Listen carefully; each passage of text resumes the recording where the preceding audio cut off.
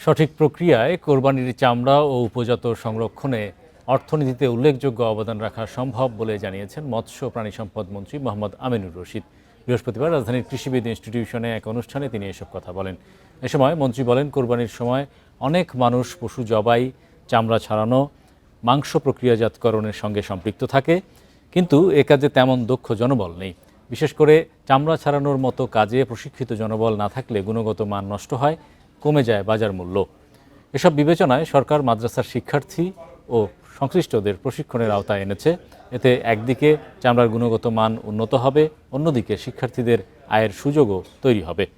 চামড়া সংরক্ষণ নিশ্চিত করা গেলে বৈদেশিক মুদ্রা অর্জনের ক্ষেত্র আরও সম্প্রসারিত হবে বলেও জানান মৎস্য ও প্রাণী সম্পদ মন্ত্রী।